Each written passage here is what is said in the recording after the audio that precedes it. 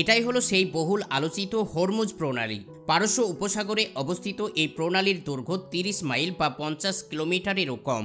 অথচ এই অংশটি আপনার নিয়ন্ত্রণে থাকলে বলা যায় পুরো বিশ্বই আপনার দখলে থাকবে। আর এই অংশ দিয়ে পণ্য চলাচল বন্ধের মাধ্যমে আপনি পুরো মানব সভ্যতা ধ্বংস করে দিতে পারবেন। সেই হিসেবে হরমুজ প্রণালী নামে পরিচিত পারস্য উপসাগরের এই অংশটুকুকে ভূ রাজনীতিতে বিশ্বের সবচেয়ে গুরুত্বপূর্ণ স্থান বলা যেতে পারে। আর সেই কারণেই এই প্রণালী নিয়ন্ত্রণ নিয়ে বিশ্ব পরাশক্তিগুলোর এত আগ্রহ। কিন্তু কী কারণে হরমুজ প্রণালী এত গুরুত্বপূর্ণ? কিভাবে এই প্রণালী বিশ্ব বাণিজ্য এবং ভূ রাজনীতি নিয়ন্ত্রণ করছে? হরমুজ প্রণালী এত গুরুত্বপূর্ণ হয়ে ওঠার কারণ ও তার বর্তমান অবস্থার ব্যাপারে বিস্তারিত জানার চেষ্টা করব। হরমুজ প্রণালীর এই বিশাল গুরুত্বের প্রথম কারণটি হচ্ছে বাণিজ্যিক। পৃথিবীর শতকরা প্রায় 70% সমুদ্র হওয়ায় এক মহাদেশ থেকে আরেক মহাদেশে পণ্য সরবরাহের সাগর পাড়ি দেওয়ার বিকল্প থাকে না। আকাশপথে এই কাজ সম্ভব হলেও তা ভীষণ ব্যয়বহুল্য হয়ে দাঁড়ায়, যেই কারণে পৃথিবীর মোট বাণিজ্য শতকরা 80% সমুদ্র পথে জাহাজের মাধ্যমেই সরবরাহ করা হয়। স্বাভাবিক পরিস্থিতিতে প্রতিদিন গড়ে প্রায় 50,000 পণ্যবাহী জাহাজ, যা চলাচলের এই পথগুলো বিশ্ব অর্থনীতির ধমনী হিসেবে কাজ করে যাচ্ছে বলে জানা যায়। ভৌগোলিক কারণেই সমুদ্র পথগুলো কিছু এলাকায় বেশ শুরু হয়ে এসেছে। চেকপয়েন্ট হিসেবে পরিচিত এই অংশগুলো সাধারণত বাণিজ্যিক ও রাজনৈতিকভাবে বেশ গুরুত্বপূর্ণ। কোনোভাবে এই অংশে জাহাজ চলাচল বন্ধ হয়ে গেলে তা বিশ্বজুড়ে বড় ক্ষতির কারণ হয়ে দাঁড়াবে। এমন একটি চেকপয়েন্ট সুয়েজ খাল। 2021 সালে একটি জাহাজ আটকে গিয়েছিল। এর ফলে 6 দিন ওই পথে জাহাজ চলাচল বন্ধ থাকে। ফলে বিশ্ব অর্থনীতিতে $1,000 কোটি বেশি ক্ষতি হয়েছিল। বিশ্বজুড়ে এমন কয়েকটি চেক পয়েন্ট উল্লেখযোগ্য। এর মধ্যে মধ্য আমেরিকায় অবস্থিত পানামা খাল পূর্বে আটলান্টিক মহাসাগরের সাথে পশ্চিম প্রশান্ত মহাসাগরকে যুক্ত করেছে। আফ্রিকা মহাদেশের দক্ষিণ প্রান্তে অবস্থিত উত্তম আশা প্রণালী ব্যবহার করে জাহাজগুলো আটলান্টিক মহাসাগর থেকে ভারত মহাসাগরে প্রবেশ করে। জিব্রাল্টার প্রণালী ভূমধ্যসাগরকে আটলান্টিক মহাসাগরের সাথে যুক্ত করছে। ইউরোপের নর্থ সি ও ব্যাল্টিক সাগরের মধ্যে সংযোগ স্থাপনকারী অংশটির নাম জানিস প্রণালী। এছাড়াও ভারত ও প্রশান্ত মহাসাগর এবং ভূমধ্যসাগরকে যুক্ত করেছে যথাক্রমে মালাকা ও ফসফরাস প্রণালী। তবে কোনোটি পারস্য উপসাগরে অবস্থিত হরমুজ প্রণালীর মতো এতটা আশঙ্কাজনক বা গুরুত্বপূর্ণ নয়।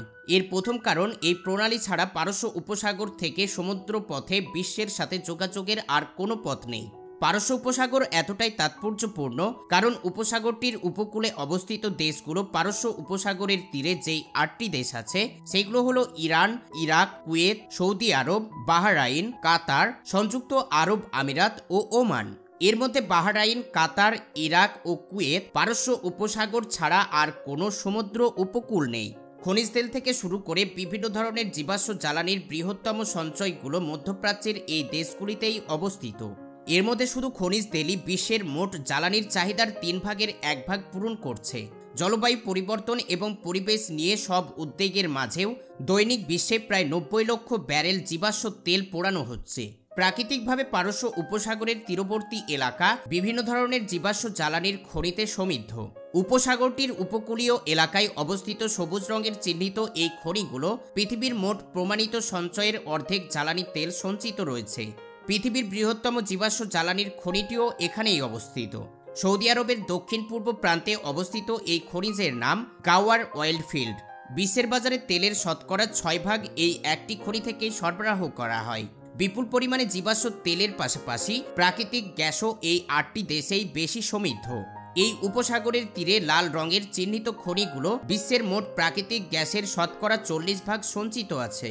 কোল কয়লার পর পৃথিবীর তৃতীয় সর্বোচ্চ জ্বালানির চাহিদা মেটায় এই প্রাকৃতিক গ্যাস। সব মিলিয়ে বিশ্বের মোট জ্বালানির চাহিদার 5/1 পূরণ হয় প্রাকৃতিক গ্যাস ব্যবহার করে। এই দেশগুলোর মধ্যে এলএনসি বা লিকুইডফাইড ন্যাচারাল গ্যাস সরবরাহে বিশ্বের শীর্ষস্থানে আছে কাতার। আর ব্রিটিশ পেট্রোলিয়ামের হিসেবে সঞ্চিত প্রাকৃতিক গ্যাসের পরিমাণ বিশ্বের শীর্ষস্থানে আছে ইরান। এক কথায় বিশ্বের মোট জ্বালানির চাহিদা শতকরা 15% পূরণ করছে এই পারস্য উপসাগরের তীরে অবস্থিত 8টি দেশ, যা হিংসভাগী মূলত হরমুজ প্রণালীর মাধ্যমেই সরবরাহ করা হয়। অর্থাৎ এই প্রণালীটি বন্ধ হয়ে গেলে জ্বালানির অভাবে বিশ্বের শতকরা 15% কাজ মুখ থুবড়ে পড়বে। এই কারণেই বিশ্বের চোখ কয়েকটি কৌশলগতভাবে এতটা গুরুত্ব বহন করছে। এই এলাকার ভৌগোলিক বৈশিষ্ট্য বেশ প্রতিকূল। এখানে সব মিলিয়ে মোট 8টি ছোট বড় দ্বীপ আছে। এই পথে চলাচলকারী জাহাজগুলোকে যা সাবধানে এড়িয়ে চলতে হয়। এই 8টির মধ্যে 7টি কার্যত ইরানের নিয়ন্ত্রণে। সংযুক্ত আরব আমিরাত এর মধ্যে 3টির মালিকানা দাবি করলেও ইরানি সেনা মোতায়েনের ফলে সবগুলোই তেহরানের দখলে আছে। মরার উপর খড়ার ঘায়ের মতো উপসাগরের লাল রঙের চিহ্নিত অংশে গভীরতা কম থাকায় জাহাজ জলের জন্য উপযুক্ত। তাছাড়াও গ্রীষ্মকালে দ্বীপগুলো সংশ্লিষ্ট সমুদ্র ঝড়ো বাতাসে বয়ে আসা ধুলোর ঢেকে থাকে, তাই জাহাজ চলাচল ভীষণ বিপজ্জনক হয়ে ওঠে।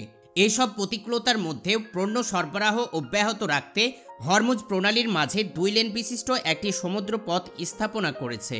জাতিসংঘের একটি লেন 2 মাইল এবং 3.25 কিলোমিটার চওড়া লেন দুটির মাঝখানে সমান দূরত্বের একটি বাফার অঞ্চল রাখা আছে।